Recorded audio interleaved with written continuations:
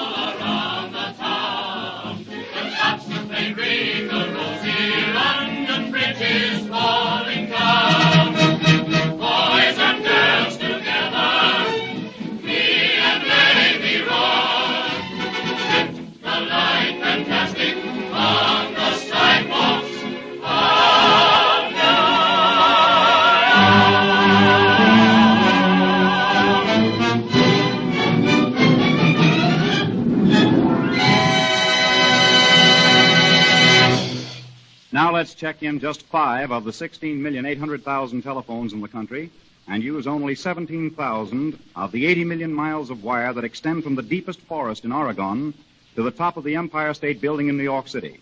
We'll telephone right now to the four corners of the United States: San Diego, California, Eastport, Maine, Bellingham, Washington, and Key West, Florida. There's a telephone right here beside me. Let's ask the operator for long distance. Long distance, please. Yes, Mr. Junior. Long distance. I want to talk to the managers of the telephone exchanges in 4 different places. Yes. First, San Diego, California, then Eastport, Maine, Bellingham, Washington, and Key West, Florida. What is your number, please? Wickersham 2, 2000. Will you hold the line, please? All right, thank you. There's a real thrill in those words, hold the line, please. Here I am calling to the four corners of the country, across 3 million square miles, and the operator says, hold the line, please. And I've just heard that coast-to-coast long distance is only 20 years old.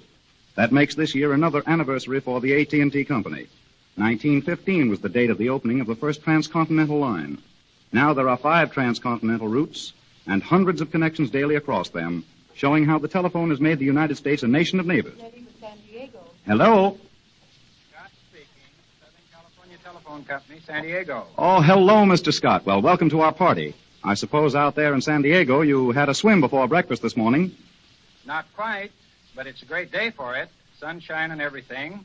This afternoon, everybody out here is tuned in for the anniversary celebration. Say, I understand you're having a big exposition in San Diego this summer. We certainly are. It opens on May 29th in beautiful Balboa Park. And even though you listeners may be near or far, we urge that you visit this wonderful exposition. Well, thanks, Mr. Scott, and our very best to San Diego. Goodbye. Goodbye, Mr. Husing. I'll bet that's Eastport now. Hello? This is Herbert Martin, General Manager of the Eastern Telephone and Telegraph Company, speaking from our Eastport office. Say, we're certainly glad to hear from you, Mr. Martin. Tell me, what's Eastport most noted for? You know, I've never been up there. Eastport is the most easterly point in the United States. Probably it's most famous for its sardine fisheries. In fact, I suppose you'd call it the sardine capital of the country. How's the weather up your way today? It is 62 degrees here. It'll be a while yet before we can go swimming. And that's quite a sport here with a tide of 28 feet. Say, I'd sure like to be with you in New York to help put the 50th candle on the birthday cake. Thanks a lot, Mr. Martin. Well, we wish you could be here, too. But I guess in this telephone business, you've got to be on call nearly every minute. Goodbye. Goodbye, Mr. Husing. Operator, I'm ready for Bellingham, Washington now. will you hold the line, please? Boy, we're certainly traveling this afternoon. Buck Rogers in the 25th century hasn't a thing on us. Hello, Ted Houston. This is B.F. Reno of the Pacific Telephone and Telegraph Company.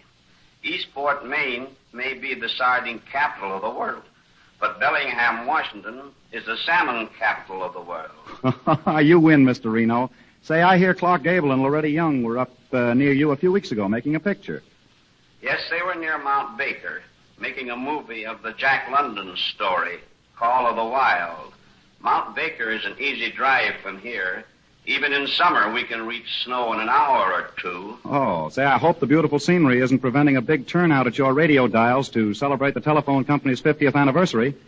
Not a bit of it, Mr. Husing. We're all listening. And here's a toast to the next 50 years of the Bell system. Thank you very much, Mr. Reno. Goodbye. Hello, who have you got for me now? Ready with Key West, Florida. Mr. Husing? Mm-hmm. This is Victor Poe of the Southern Bell Telephone and Telegraph Company, speaking from the office in Key West. Well, how do you do, Mr. Poe? I was down your way this winter, and from the looks of things, Florida must have had a wonderful season. We certainly did. There were about 2 million visitors this past winter, which makes Florida rank second to Switzerland as the greatest resort section in the world. Say, isn't Key West the place where those telephone cables cross to Cuba? Yes, sir. 4 of the 5 longest telephone cables in the world cross from here to Havana. If you come to Florida next winter, come on down to Key West and we'll have some sail fishing. Say, that's a date, Mr. Poe. Thanks a lot and goodbye. So long, Mr. Husing. Well, believe me, that was the fastest ride I've ever had. 17,000 miles, all in the space of a few minutes. A little later in the show, we'll do some more telephoning. We're going to call some famous people. But right now, standing here beside me, is one of the foremost commentators of the day, a man you know well. You've heard him tell the human side of the news on radio and screen, and you've read his interesting stories in your local newspapers. Ladies and gentlemen, it gives me real pleasure to introduce to you that ace reporter and brilliant commentator, and your chief operator today, Edwin C. Hill. The call of the telephone, the always thrilling summons of the spirit of communications. Of all our American gifts to humanity, the telephone, I think, is the achievement in which we can have the most glowing pride, for it is so distinctively American in its origin and its magical development down to this tumultuous hour. It made our people articulate. It has drawn America together. It has made neighbors of us all. The telephone bridges distance. It saves time. It brings security. It reaches friends. It cements family ties. It destroys isolation. It spells hospitality. If the telephone service should suddenly be thrown into disorder, if the nearly 17 million little bells which signal mind to mind and heart to heart should suddenly fall dumb and silent, what chaos would result? Streets and elevators would be choked by hordes of messengers shuffling on slow feet to replace the swift leap of the electric telephone. Every hour in the day would be a rush hour in our cities. Transportation systems would break down. All the delicately adjusted systems of trade and supply would be stunned into paralysis. But we would feel the blow more severely because of the coma into which our safety and rescue forces would fall. Police, firemen, and hospital would be crippled at a stroke. No doctor could be summoned in haste. No nurses rushed to the bedside of the desperately ill, and the whole fabric of life would be shattered and torn. And thus the flow of modern life in government, business, social contacts is dependent upon the telephone. Every day the telephone saves lives, guides destinies, helps shape the endless course of events that make history. And right at this moment there are hundreds of thousands of such calls in progress. From the many important and interesting telephone calls that have taken place since the beginning of 1934 and have been featured in the newspapers of the day, we have selected 4 significant calls. Now, you will hear these telephone calls reenacted in dramatic form. Now, here's the first one, as reported in Time magazine, a call which a certain newspaper editor up in Ontario, Canada, will never forget. Calendar Weekly. Hello. This is Oliver Dion at Lake Nipisi. How much would it cost to have a piece put in the paper about 5 babies being born? 5 babies? Do you mean quintuplets? Yes. 5 babies. All girl babies. All at one time. I would like to put a notice in the Notice? paper. Why, man alive, you'll have headlines in every paper in the world. Free.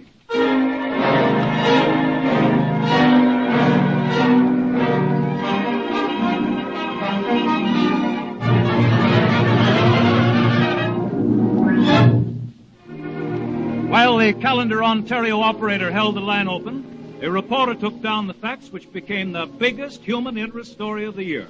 And thus the telephone was the first step in transmitting the news which circled the globe and occupied many thousands of lines in newspapers everywhere.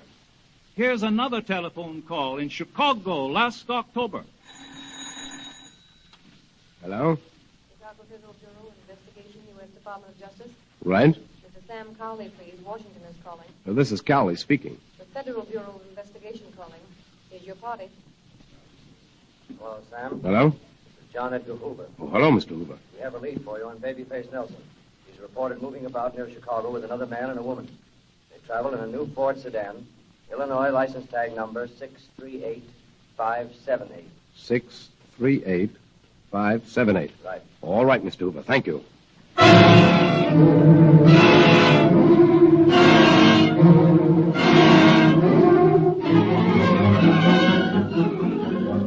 Thus did a telephone call set in motion the manhunt which resulted in the capture of the bullet-ridden body of Babyface Nelson, then public enemy number 1.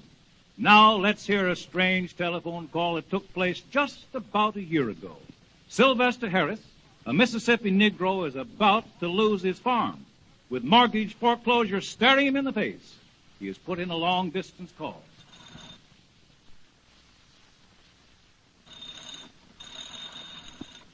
Hello, operator. Say you got a report on that Washington call of mine yet? Yes. This call is from Sylvester Harris to Franklin D. Roosevelt. The president, that's right. Sure, I'll hold the wire. Say, Sylvester, you plumb crazy. How you expect to get through Yes, operator. Yes, I'm right here. Hello? Yes, Mr. President Roosevelt. This is Sylvester. Oh, Sylvester Harris. I'm a farmer, live in Columbus. No, sir. No, Columbus, Mississippi, Mr. President. Good judgment. There's a man down here getting ready to take my land, and I wants to know what to do. The papers say to call you, and I does, and here I is. Yes, sir. Yes, sir. Thank you, sir. Thank you very much. Goodbye. Good Lord, Sylvester, what he say? The president says, quiet like. Sylvester, he say, I'll investigate, and you'll hear from me.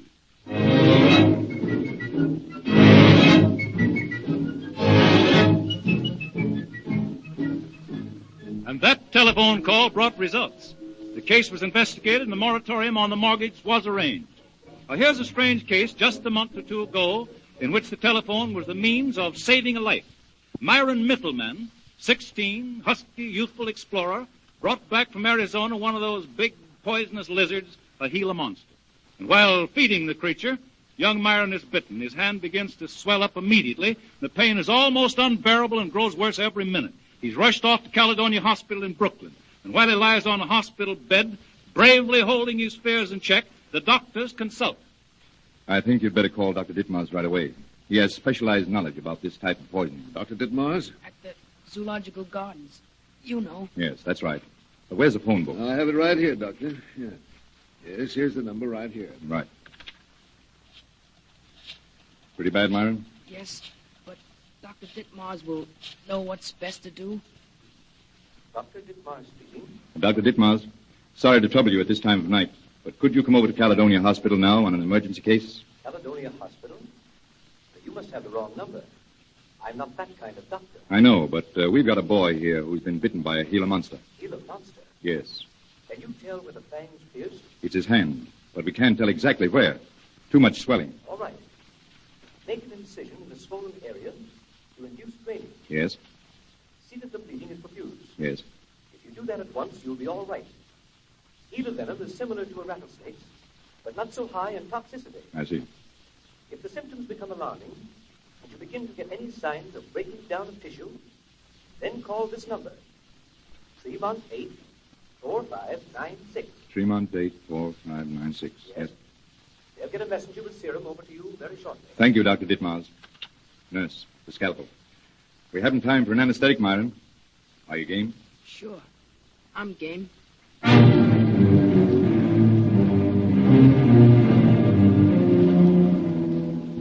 The doctors dressed Myron's wound in accordance with Dr. Ditmars' telephone instructions, and Myron recovered. And those 4 calls give only the merest indication of the vital part played by the telephone during every minute of human life. There's a saying which goes, give me a nation's songs and I'll write that nation's history. And the songwriters, like the playwrights, are sure to reflect the life and times and the manners and customs of the people. From Hello, My Baby in 1899 to the present day, the telephone has inspired writers of popular songs. And Ray Kostelanetz has prepared an arrangement of some of these songs in honor of the 50th anniversary of the AT&T. And now, Mr. Kostelanetz. Hello, Frisco, hello. Hello, New York, hello.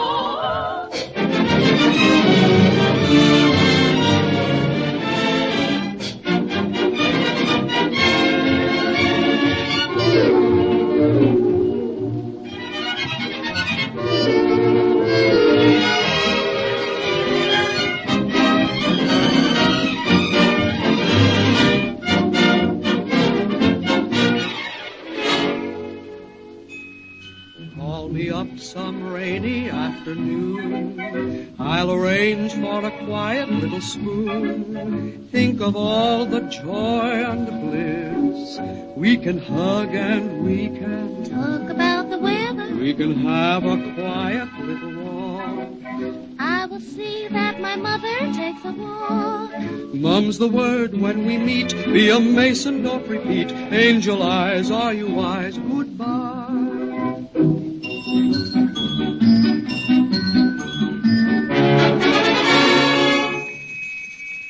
Hello, my baby, hello, my honey, hello, my ragtime gal. Send me a kiss by wire, baby, my heart's on fire. If you refuse me, honey, you lose me, and you'll be left alone. Oh, take the telephone and tell me I's your own. Hello, hello, hello there. Hello there. 1119, please hold the line. Hello, is this Mickey Mouse? Yes, this is Mickey Mouse. Who's calling up my house? This is Pluto, your doggy Pluto. I won't be home tonight. Well, watch your step now. Don't get in a fight. Hello there.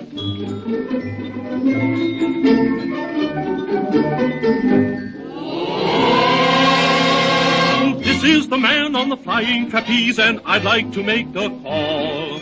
Aren't you afraid you'll fall? No, not at all. He floats through the air with the greatest of ease, while the girl at the switchboard says, What number, please? He says, give me broccoli 3, 4, 5, 6, but he keeps right on doing his tricks.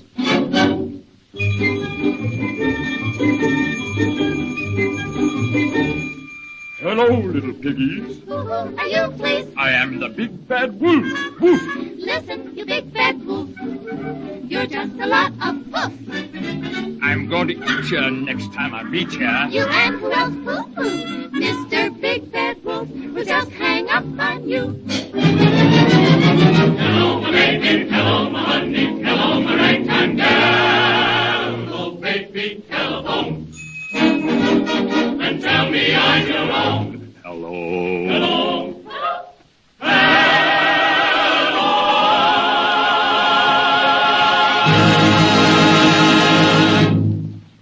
Dramatic is the tale of the telephone. Let's turn the calendar back for a few moments to the year 1875, before there was any telephone.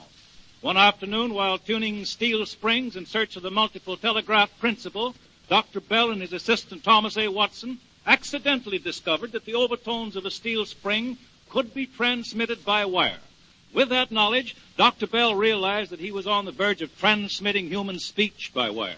And for months, Bell and Watson continued their experiments on the top floor of Bell's boarding house on Exeter Place in Boston, where a wire had been set up connecting the front and back rooms. And on the evening of March the 10th, 1876, we find Bell and Watson beginning another session of experiment. Watson is showing Bell a new transmitter he's made that day, according to Bell's directions. There it is, Mr. Bell. I trust that's just what you wanted. Let's see. Yes, Mr. Watson, that's all right. That big mouthpiece certainly looks queer. More like a coal scuttle than anything else. Yes, it does. Now, you take this little telegraph receiver down the hall to my bedroom to listen with. All right, Mr. Bell. Shall I move these batteries? Are they in your way? No, they're all right. Nothing in them but water and a little acid. All right. It won't take me long to get to the other room and be ready. Close the doors carefully, Mr. Watson. We want a real test of this. I'll be ready in a minute. Let me see now. What can I say to him? Something that'll be a real test. Something he'll not expect. I'm tired tonight. Those confounded batteries. Mr. Watson, come here. I want you. I might have known it. Mr. Watson, come here. I want you. Oh, Mr. Bell. Mr. Bell, I heard every word you said. What do you mean? I haven't tested the instrument. I knocked over those batteries and spilled acid on my clothes. I was calling for help. I heard you speaking. You mean you heard me over the telephone? Yes, of course. I heard every word distinctly.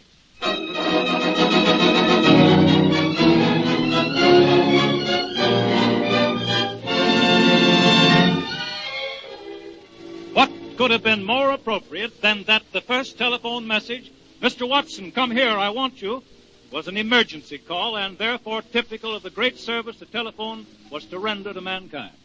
Another great moment in the story of the telephone occurred 3 months later on a Sunday in June of the same year, 76, the International Centennial in Philadelphia, where the telephone was being exhibited. And toward the end of the inspection day, the judges are tired out. It's been a hard day. It's over 100 degrees in the shade. And Bell has spent the day following the judges hopefully, but as they pause, Bell is discouraged, for it now looks as if he wouldn't get the chance to explain his invention. Then it is agreed, gentlemen, we stand adjourned for the day. I'm sorry, Mr. Bell. I hope you could go right on to your most interesting exhibit. I thank you, sir. I sincerely appreciate your kind interest. Let us ask our distinguished visitor, His Majesty Dom Pedro, Emperor of Brazil, if he has enjoyed the exhibit. Yes. Your Majesty, we trust that you found our exposition interesting. Indeed, yes, gentlemen. There are many wonderful things that we have seen today. And what is this? Why, my good friend, Mr. Bell, I have not seen you since your deaf class at the university in Boston. I am honored that you remember me, sir. My exhibit was to have been the next thing on the program. What? Have you invented something? Yes, Your Majesty. In that case, we must see it without fail. What is it? An apparatus to talk through a telegraph line. What? I think I cannot have understood. Well, perhaps Your Majesty would like to test the instrument. Indeed, I would. A splendid idea. Now just hold this to your ear, Your Majesty, if you please, and I'll show you. Yes. I'll go across the hall where there's a second instrument, and I'll talk to you. Very well. This is strange. If he is going to explain his invention to me, why does he go away? Oh, well, a good soldier must obey. That is the question. To be or not to be, that is the question. Oh, my God. He talks.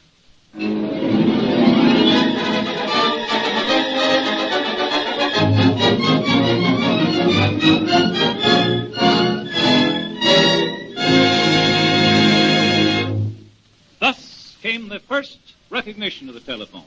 Today, you can lift the receiver of the phone in your home or the instrument on your desk and get speedy connection with 93% of all the telephones in the world. There's hardly any comparison that can be made between the telephone of the early days and of this day. The telephone conversation of those early days required a great deal of shouting and screaming, and to understand the message at the other end required conscious effort and tough eardrums. The first telephone operators were boys, but boys being boys were sometimes careless about their attitude and sometimes about their language toward subscribers. And so women operators supplanted them. Telephone work for women was a big step in their advance in the business world. These women operators are very carefully selected and trained. In all their work, they lay stress on these three features: courtesy, accuracy, and speed. Such has been the progress of telephony that today the Bell system handles 24 billion calls a year, more than 800 completed calls every second of every business day. Progress has been such that the grand system which Bell visioned is now a more complete and effective reality than even his vision encompassed. It has drawn our own country together. It has leaped the seas. It has made every one of us an Aladdin with a magic lamp. We lift a finger, the world rushes to us. We're a little nearer to the gods because of the vision, the genius, and the toil of devoted men upon whose brows destiny placed her bright finger. Ted Houston is coming toward the microphone. Looks very much as if he had big news for us. Is that right, Ted? You bet that's right, Ed. Real news. We're about to hear a 1935 demonstration of the telephone that I'll wager few of our audience have any idea can be done. I've just put in a call for 5 different people in 5 different cities. When the operator is ready with all 5, I'll get on the wire, too. That will make 6 of us all on the same wire at the same time. Then we'll have a round-robin conversation by telephone. Each of us will hear and talk to the others. Of course, for these radio demonstrations, a special wire network has been used. The operator said the call would be ready in a couple of minutes. Meanwhile, Andre Kostelanetz will give us Blow Gabriel Blow from the popular show Anything Goes. Andre Kostelanetz and his orchestra and chorus.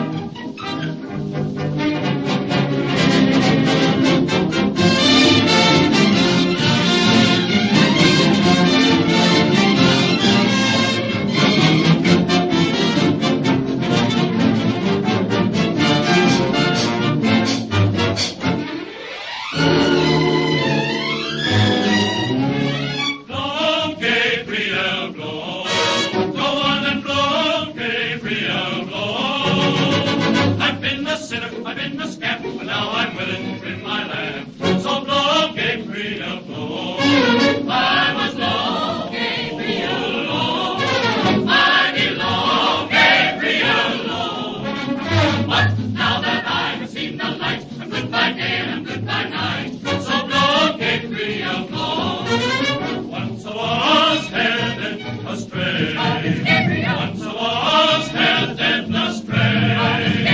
But when I got to Satan's throne, I heard you blowing on your horn once more. So I said, Satan, farewell.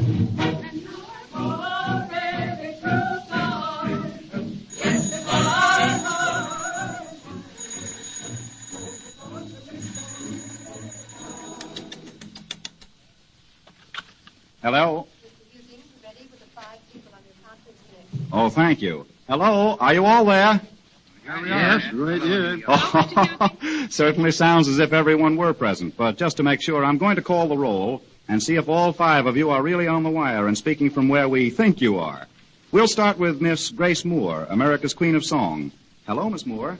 Right here, Mr. Husing, speaking from Hollywood, California. Mr. Rufus Dawes, President of the Century of Progress. Hello, Mr. Husing. I'm speaking from Chicago. Dr. Carl Compton, President of the Massachusetts Institute of Technology. Present in Boston. Admiral Cary T. Grayson, Chairman of the American Red Cross. Present, speaking from Washington, D.C. Mr. Dizzy Dean, the most talked about man in baseball today. Right here, Ted, in the dugout at Sportsman's Park in St. Louis. All accounted for. Well, Diz, what do you think about the Cards' chances of winning the pennant this year, and how many games do you think you'll chalk up? Well, we're off to a fairly good start, Ted. It isn't going to be as easy as last year, though. As I told the newspaper men a week or so ago, I'd say that me and Paul would win 45 games this season. And the Cards will win the pennant by about an eyelash. Say, your predictions came true last year, all right, Dizzy, and I wish you the best of luck. Well, if we don't end up on top of the leap, I'll go to Hollywood and file for a job as an extra. Will you help me out, Miss Moore? I certainly will, Dizzy. When you finish the ball season, come on out and we'll give you a screen test. Say, if I were you, Dizzy, I wouldn't forget that offer. Don't worry, Ted. I won't. Miss Moore, I hear your new picture will be wonderful. Won't you tell us something about it? Well, it's just being completed, Mr. Husing. I love the story. It's modern and very human, and with the greatest and most beloved of all the musical numbers. And Columbia has given it such a beautiful production. Say, I'll never forget One Night of Love. I mean the picture. What's the new one called? It's called Love Me Forever. It sounds like a request, doesn't it, Mr. I'll Husing? say. Well, I do hope and I do think that you will enjoy it even more than One Night of Love. You can't imagine how exciting it is to be talking to you all at once. Mr. Dawes, as one of America's leaders of industry, I suppose it's no thrill at all for you to be telephoning all around the country. Perhaps the novelty has worn off a little, Miss Moore, but the indispensability hasn't. We found it necessary to install 1,700 telephones on the grounds of a Century of Progress. I'll never forget the AT&T exhibit at the Century of Progress. It was full of miracles, wasn't it, Mr. Dawes? Yes, it was, Mr. Husing. Of course, this is only the 50th anniversary of the AT&T. When its Century of Progress is broadcast, I hesitate to predict the miracles it will demonstrate. Mm-hmm. Say, Dr. Compton, as president of MIT, I suppose you're training some of the young men who will help perform some of these future miracles. Yes, Mr. Husing. The Massachusetts Institute of Technology is sending a number of men into the field of communications. I believe there are some 300 of our graduates now associated with the telephone company. Mr. Husing, may I ask Admiral Grayson a question? You certainly may, Dr. Compton. Go right ahead. Admiral Grayson, as our new chairman of the American Red Cross and the White House physician to 3 presidents, I'm sure the whole nation would like to know if you have any recipe for health. Now, there's one thing I refuse to do by telephone, Dr. Compton. Diagnose and prescribe for the nation. But if you want what I believe to be the 5 of the greatest secrets of health, they are system, diet, sleep, exercise, and a sense of humor. I think that humor is even more important than sleep in keeping a president of the United States sane in the midst of the great pressure and strain he is under at all times. President Taft was quite noted for his good humor, wasn't he, Admiral Grayson? Yes, he was, Miss Moore. He met every situation with a smile. I'll never forget the day before the inauguration of Mr. Wilson in 1913. After Mr. Taft had, of course, been defeated, he invited Mr. and Mrs. Wilson to the White House, and he was the soul of hospitality. As they arrived, he said, "Mr. Wilson, This is a fine house to live in, and I hope you will enjoy it as much as I have. I leave it with keen regret, but as you know, with the unmistakable consent of the American people. Just right. story. Quite typical. Like, Well, this has been lots of fun talking to all of you in different parts of the country. Many thanks to you all. Goodbye, Mr. Husing. Bye, Mr. Husing. Goodbye.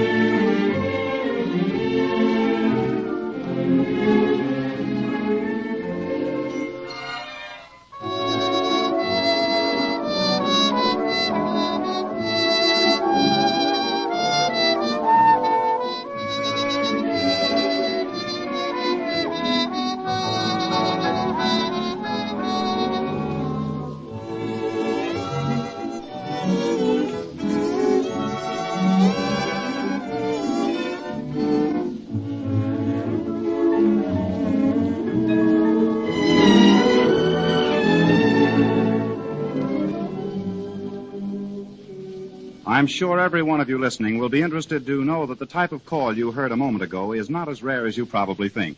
It is known as a conference service, and it enables a group of people in widely separated centers to talk together at one time. Now, with us today is a distinguished gentleman whose books, short stories, and plays are undoubtedly familiar to you.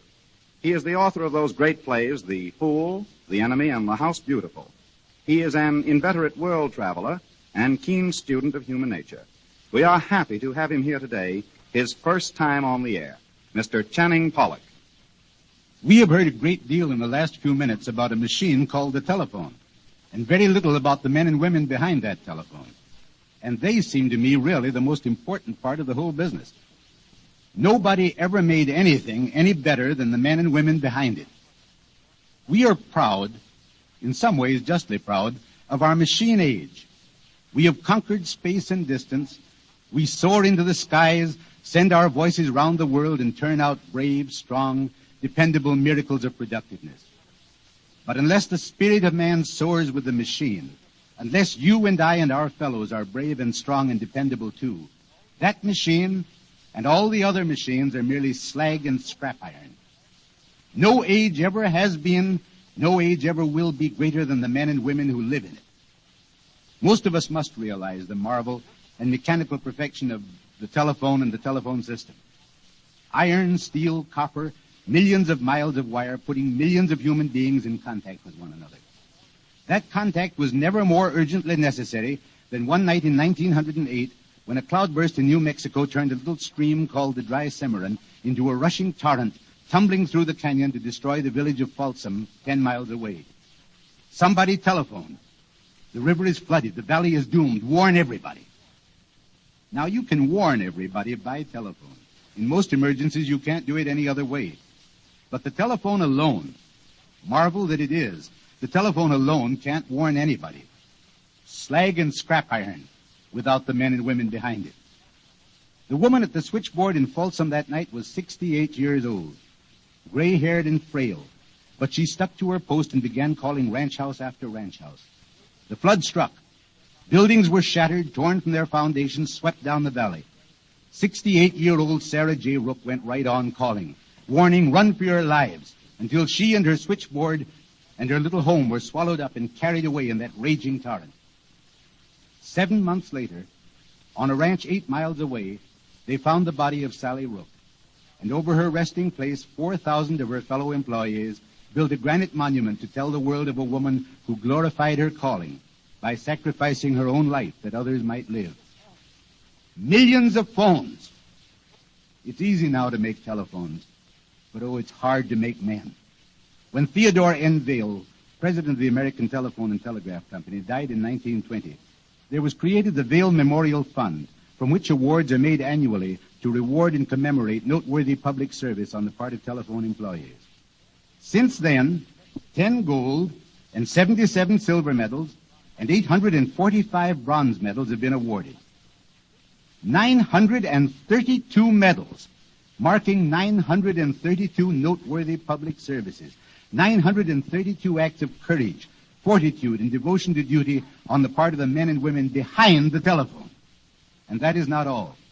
Last year, the entire personnel of the telephone companies in Southern California were cited for courageous, untiring, and self-sacrificing efforts during and after the earthquake of 1933. Every man and woman in 2 companies at his or her post of duty and carrying on. You should read those citations.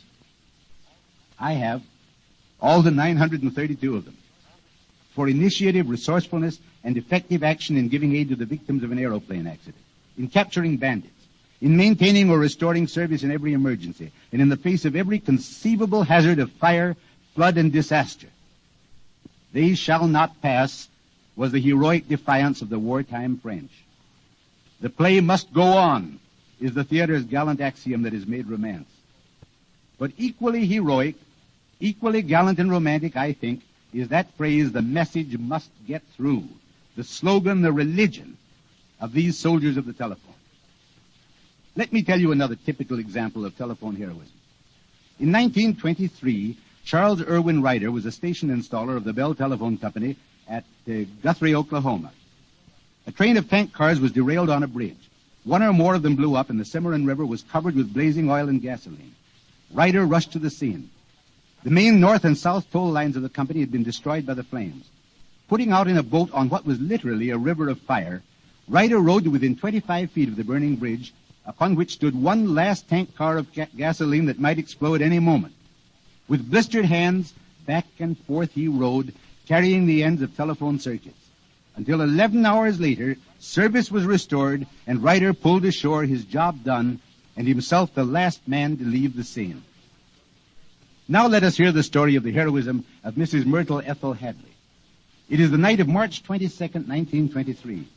The scene is the switchboard room of the telephone exchange in Snyder, Oklahoma. Mrs. Hadley, who is a substitute operator, is working the board. With her in the room is her young daughter. Goodness, honey, it's 11 o'clock. Way past your bedtime. Oh, I'm not sleepy, Mommy, honest. Can't I stay until Daddy comes? Oh, no. Why, he may be over at the electric plant all night. He's got a lot of work to do before the new city water wheel is finished. You run along now, dear. Listen. What's that? It's the whistle over at the electric plant. Oh, there must be a fire. Oh, I hope Daddy's all right. Quiet now till I call and find out. Funny they wouldn't have called me before to turn in the alarm. Hello. Hello, electric plant. Hello? Hello? This is Mrs. Hadley over at the telephone company. What's your siren blowing for? We've had a terrible accident over here, Mrs. Hadley. An accident? We've had a cave-in the new water well, and your husband and the 3 fellas working with him have been buried in it. Oh, no. Well, can't you do something? Can't you dig them out? We're doing all we can. Never mind. We need help. Doctors and men to help us dig. Well, I'll get who I can. You keep digging. Maybe it won't be too late. Oh, Mommy. Hello. Mommy, is Daddy hurt? It'll be all right, dear. Now, don't cry. I've got to call and find men to go over there and help. Oh, Mommy. Mommy, Hello. let us go and help No, Daddy. dear. We've got to stay here. Daddy wouldn't want me to leave the switchboard. Hello. Hello. Hello? Hello. What do you want? Listen, Mr. Brown. This is Mrs. Hadley at the telephone company. There's been an accident at the electric plant. The water well's caved in. 4 men have been buried under. Hurry. Hurry. Go over and help. Right away. Hello. Hello. Hello. Hello, Dr. Bryce. Yes, this is Dr. They need you right away at the electric plant. The new water well's caved in and 4 men are buried underneath. Please go right away. Hello.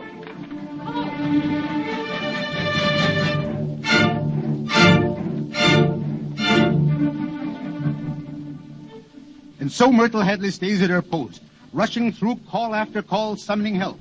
For 50 minutes, she works the switchboard prayerfully, hoping to get some word of the fate of her husband and his 3 fellow workers. Her calls completed, she sits staring vacantly at the board, her sobbing daughter clasped in her arms. Never mind, dear. Don't cry. It's going to be all right. They'll call soon. Oh, Mommy. Mommy, why did it have to happen to Daddy? Don't cry, dear. Shh. There's a call now. Please, God. Hello? Oh, hello, Myrtle. Paul. Paul, are you all right? Well, Daddy! banged up some, but I got out of it alive. I managed to catch hold of a bucket just as it caved in, so I didn't go down so deep as the others. Oh, Paul. Hey, do you think you can leave soon and come home? Just as soon as I get a relief operator, honey. Just a few minutes.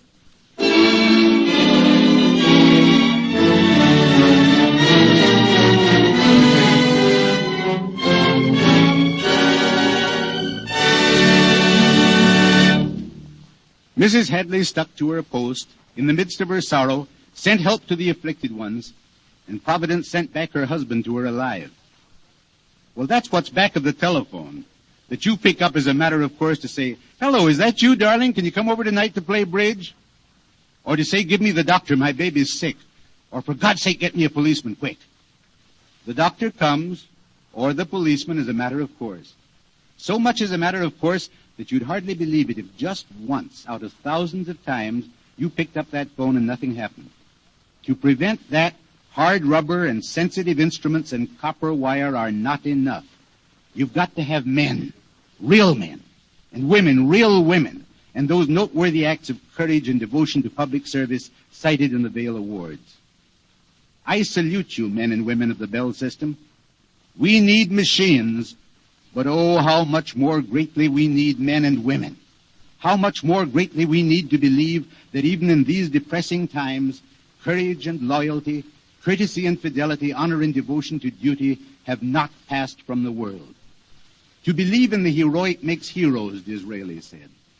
The Vail Memorial is making heroes as well as rewarding them, creating that spirit which puts noble behavior above fear of suffering and death, that spirit without which, in and out of the telephone service, mere scientific achievement is sheer futility, and civilization itself something less than approach to fulfillment of man's high destiny. Thank you, Mr. Pollock. In the historical library of the AT&T, we came across an old piece of music called the Telephone March. We found that it was the first piece of music written and dedicated to the telephone. It was composed by E. Mack and copyrighted in 1877, only 1 year after the invention of the telephone. I wish you could see the cover of this old piece of music. It shows a man playing the cornet into an early box telephone with wires carrying his notes to audiences in Boston, in China, in Ireland, and to an Indian on the Western Plains, an artist's unconscious prophecy of the telephone's offspring of today, radio. Here it is, the Telephone March, played by Andre Kostelanetz and his orchestra.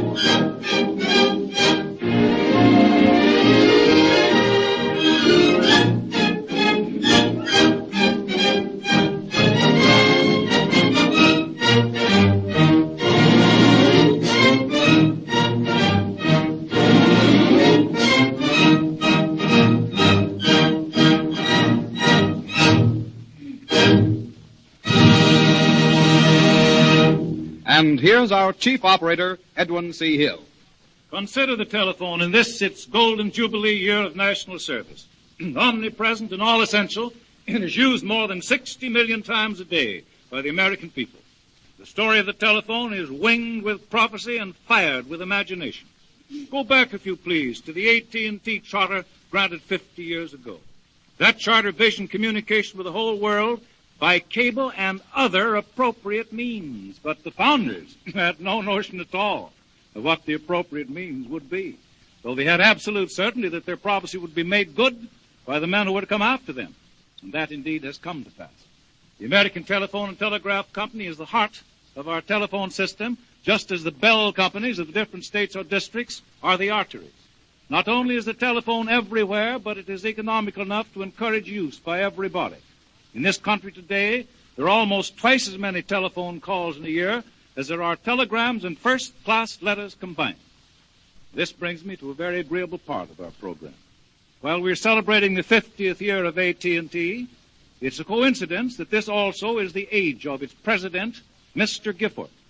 Just as Bell, the founder, and Vail, the organizer, Carty, the inspired engineer, and the rest of their associates through 4 decades justly earned the admiration of the world for their vision, energy, and genius, so Mr. Gifford, their successor, is the symbol in these latter days of the incomparable efficiency, the cool common sense, and the integrity for which the system has always stood.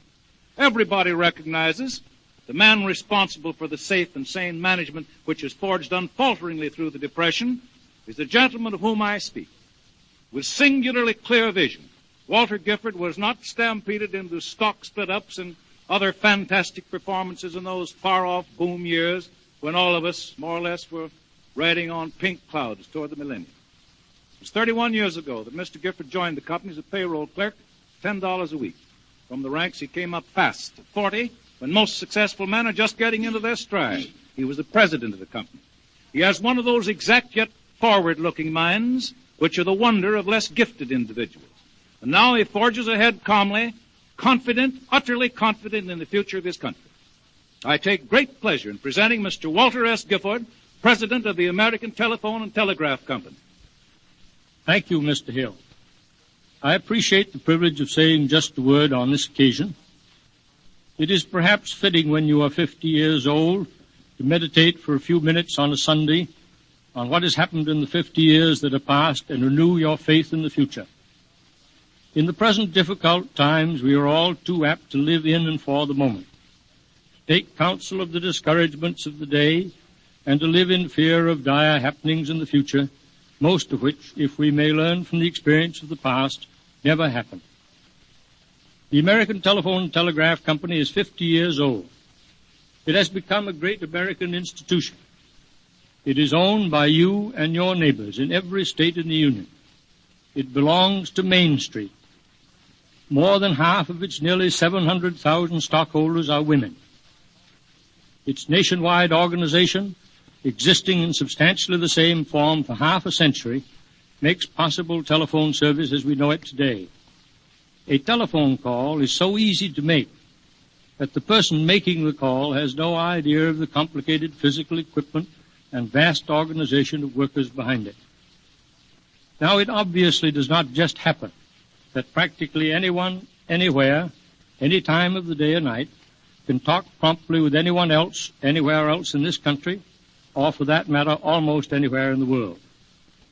Now, does it just happen that the number of telephones per 100 population in the United States is more than 16 times the average of that for the rest of the world, and is nearly 50% higher than in any country in Europe?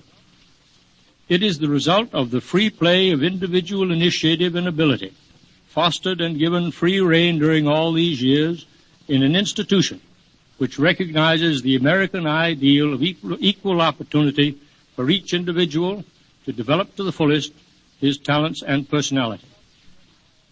I want to express my admiration of the great army of telephone workers, over 250,000 in number, in all ranks of responsibility, who are engaged in operation, research, manufacturing, and the many other activities necessary for furnishing telephone service to the 125 million people of our country. These men and women, as Mr. Pollock has pointed out, are not only courageous and resourceful in emergencies, they are skillful and thoughtfully courteous in their day-to-day activities. They are determined to get the message through. During the World War, I was privileged to serve as Director of the Council of National Defense. I had a unique opportunity to see what Americans can do when the occasion demands. The spirit of enthusiasm and optimism was invincible. Instead of trying to prove that the possible couldn't be done, everyone was trying to see how the impossible, or what seemed impossible, could be and was done. It is this typical American spirit that assures our country getting out of its present difficulties. It is this spirit that has built up the Bell system, an institution that every minute of the day performs what 50 years ago would have seemed impossible miracles. In the telephone company, our policy and our method of operating is based on the long pull. We are celebrating 150 years and looking into the next. Practically everyone uses the telephone, and most of the money in the business is the life savings of people, and most of the work in it is done by people who devote their lives to it. We shall continue our efforts to further improve telephone service and make it more economical for the user. We shall continue to try to keep the Bell system an attractive institution for people to work in and safe for investors. Above all, we shall continue to strive to merit the goodwill and the esteem of our fellow citizens and keep the American Telephone and Telegraph Company an institution that the American people can be proud of. Thank you, Mr. Gifford. We have swung through 50 stirring years, indeed, from the first timid, faint telephone signal of our grandfather's day to the great world network of modern telephonic communications. It was Elihu Root who said many years ago that nations like men are apt to become friendly as they know each other better. And since populations may not travel physically, nor millions move over land and sea en masse to visit distant lands, it may be that the telephone is reserved by destiny for the purpose of better acquainting the sons of men with each other, nations and races. It may be that for the telephone, in the providence of the Almighty, is reserved the greatest of all accomplishments, to bring about, as Lincoln said, a just and lasting peace among ourselves and with all nations. It may be that the kinship of the telephone will bring about the prophecy of Tennyson. Ring in the nobler modes of life, sweeter manners, purer laws. Ring out old shapes of foul disease. Ring out the narrowing lust of gold. Ring out the 1,000 wars of old. Ring in the 1,000 years of peace.